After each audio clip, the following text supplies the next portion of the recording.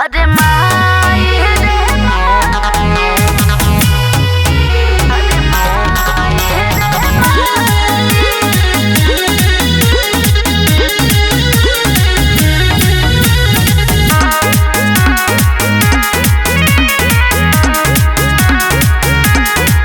कहतानी फोनवा जनी कर बोलल बतियावल बंद कर दोसरा के जा तू हो जइह अब नजर मिलावल कम कर। अरे काहे तो कहतानी फोनवा जनी कर बोलल बतियावल बंद कर दोसरा के जा तू हो जइह अब नजर मिलावल कम कर। जिद पबयाड़ल माने नहीं कहल लागे जिंदगी से हमारा निकाल जाए पगला होए माए कुछो कर जाए हमारे चलते मार जाए माई रे माई ओकरा बिना जियालो ना जाए। अरे माई रे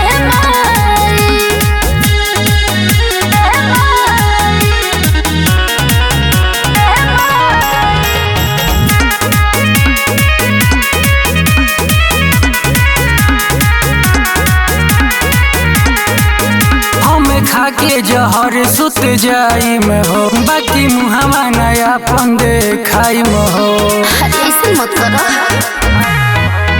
हम खाके जहर सुत जाई में हो बाकी मुहावा नया पन देखाई में हो। सुनेला न बतिया धड़केला छतिया लोरे अखिया में हमारा भर जाई पगला होए माए कुछो कर जाई हमारे चलते मार जाई माई रे माई ओकरा बिना जियालो ना जाई। अरे माई रे माई अरे माई रे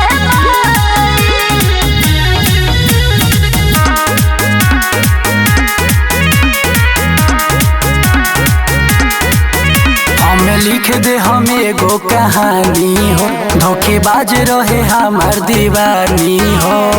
ऐसे मत बोलो ना हमें लिख दे हम एगो कहानी हो धोखेबाज रहे हमार दीवानी हो। मुकेश राजा दीपक संगे आजा न त डोली अभिषेक के घर जाई।